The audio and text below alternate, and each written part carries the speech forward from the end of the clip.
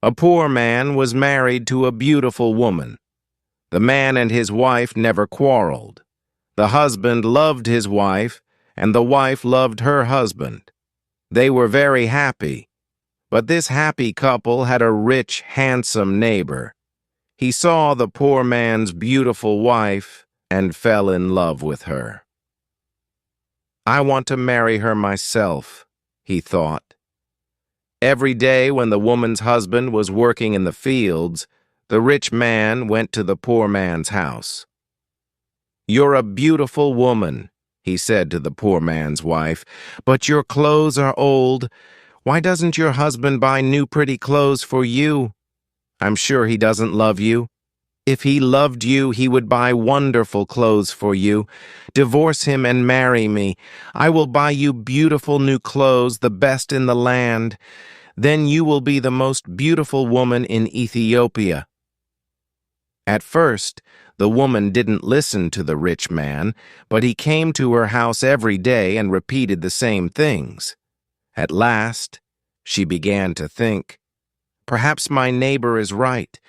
Why doesn't my husband buy beautiful new clothes for me?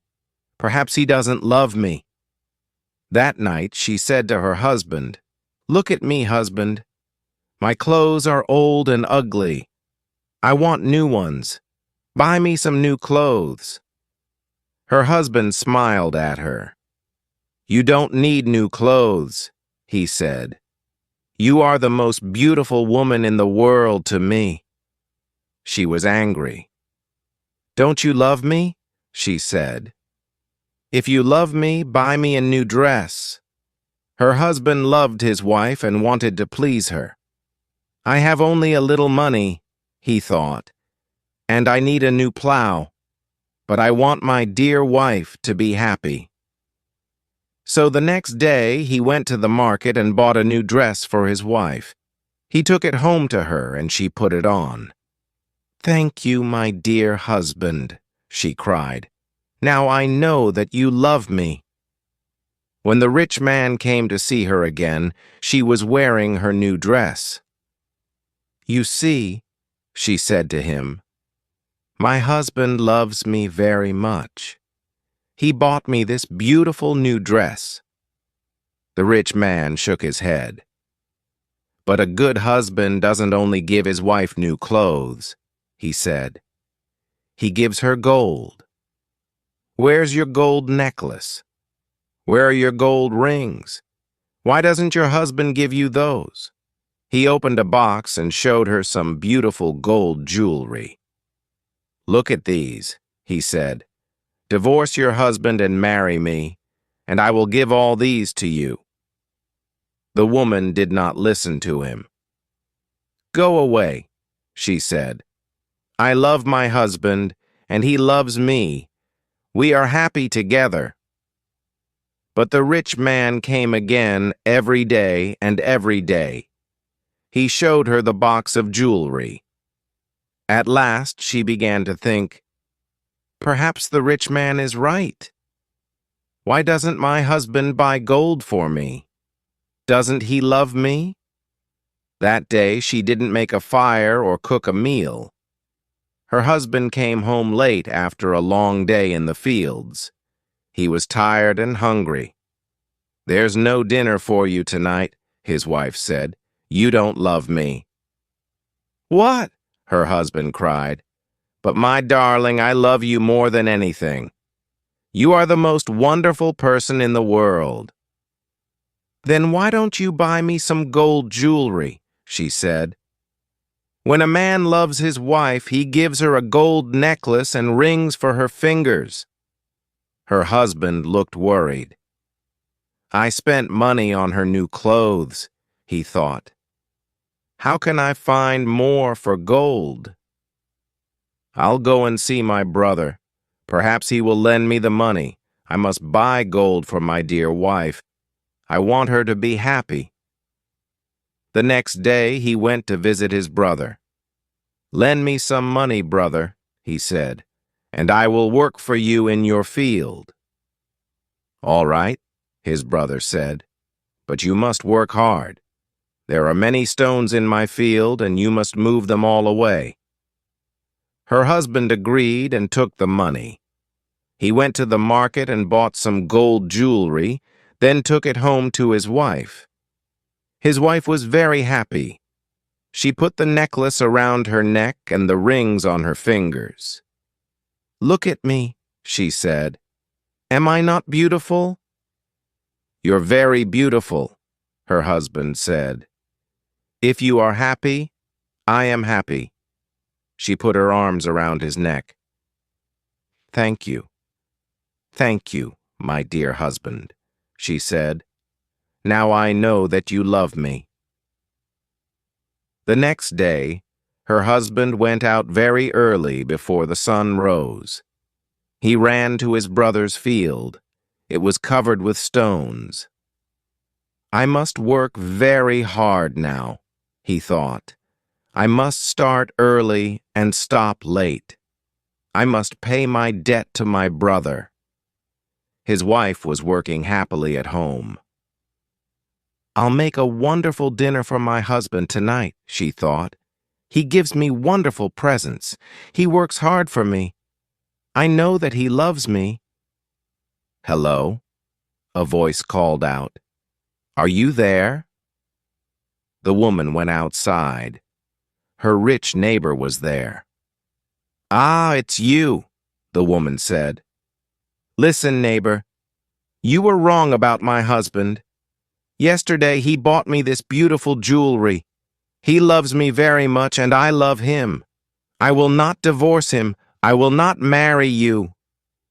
The rich man was worried. Her husband loves her too much, he thought. If I want her, I must be clever. At last, he said, "Your husband gave you clothes and jewelry, but I can give you more than that." "What? What do you mean?" the woman cried. "Can your husband make miracles?" the rich man asked. "Miracles? No, of course not," the woman answered. "Only God can make miracles. Men cannot make them." "But I can," the man said, "because I love you. Love can make miracles. If your husband loves you, he can make miracles for you. If you love me, I will make miracles for you." "Make a miracle for me now," the woman said. "I can't," the rich man answered. "You must promise to love me first. You must leave your husband and come to me. Then I will make wonderful miracles for you." The woman said nothing, and the rich man went away. That night, the poor man came home late. He was very tired and hungry. His wife brought water for him, and he washed himself. She brought delicious food for him, and he ate it. "My poor husband," she thought. "He works so hard for me, and he is so tired and hungry. The rich man is foolish. How can my husband make miracles? It's impossible." But the next day, and the day after, and the day after that, the rich man came to her house again. "Did your husband make a miracle for you yesterday?" he asked the woman. "Leave him and love me, and I will make many miracles for you every day." At last, the woman began to listen to him. One day, when her husband came home, she was sad. "Dear wife, what is wrong with you?" cried her husband. "Are you sick?" "No," she said. "I'm sad because you do not love me." "What?" cried her husband. "But you know that I love you. I bought you new clothes. I bought you gold jewelry. You're the most precious thing in the world to me." "But you don't make miracles for me," his wife said. Her poor husband was very surprised. "Miracles? Of course I can't make miracles," he said. "Why do you want a miracle? Who gave you the idea?" "Our neighbor came to see me today," the woman said. "Love makes miracles," he said. "If a man loves a woman, he will make miracles for her." Her husband was very worried. That wicked man wants to take my wife, he thought. All this trouble comes from him. When he first came here, she wanted new clothes. Then she wanted gold jewelry. And now she wants a miracle. What can I do? If I don't make a miracle, perhaps my wife will leave me and marry him. The next day, he went slowly to work in his brother's field. I must pray, he thought. Only God can help me now. He looked up to heaven. O Lord God, he prayed, please help me to make a miracle. I love my wife, and I want to keep her.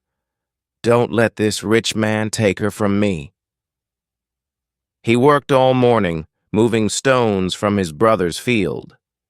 In the middle of the day, he sat down under a tree to rest. A man was sitting there already. Who are you? The poor man asked. I am a wizard, answered the man, and I have a gift for you. Look, here are 2 sticks. They make miracles. Miracles? The poor man said. He was happy now. What kind of miracles? If you touch a person with the first stick, the wizard said, he will become a donkey. The poor man thought of the rich man and smiled. A donkey, he said. That's very good. And if I touch him with the second stick, what will happen? He will become a man again, said the wizard. The poor man took the sticks and jumped up. Oh, thank you, my friend, he said. I prayed to God and he sent you to me. Now I can keep my wife and punish my enemy. He ran home. Wife, he called out, come here. I'm going to make a miracle. His wife came out of the house. A miracle? She said. What miracle? Look, said her husband. He touched her with the first stick. At once, she became a donkey. She lifted her head and tried to speak, but she could only say, hee-haw. Her husband touched her with the other stick. At once, she became a woman again. Husband, that's wonderful, she said. It's a real miracle. How did you do it? I prayed to God, her husband said, and he helped me. And now, wife, I am going to punish my enemy. Your enemy? Said his wife. Who is that? You know my enemy, her husband said. He was looking at her. He wasn't smiling now. It's the rich man, our neighbor. He comes to our house when I'm working in the fields. He gives you bad ideas. Ask your husband for new clothes, he says. Ask him for gold jewelry. Ask him for a miracle. Am I right? Did our rich neighbor give you all these ideas? His wife said nothing.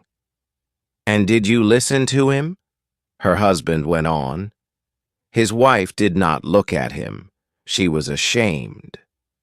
I'm sorry, she said. It's true.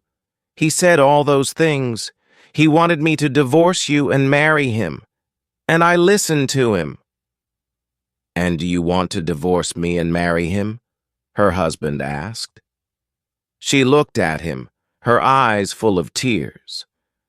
No, dear husband. I want to stay with you forever, and I will never listen to him again. Then take this stick, her husband said, and touch the rich man with it. He gave his wife the first stick, but he hid the second one in the roof. The next day he went to work. Soon, the rich man arrived at the woman's house. Well, he asked her, and can your husband make miracles yet? Yes, she said, and she touched him with the first stick. At once, the rich man changed into a donkey. Now, said the woman, you can go to work and help my dear husband. She took the donkey out to the fields. Her husband was working there, moving stones from his brother's field. "Ah," he said, "a donkey. Now I can finish the job quickly." From that day, the poor man gave the donkey many heavy loads to carry. The donkey carried stones away from the fields.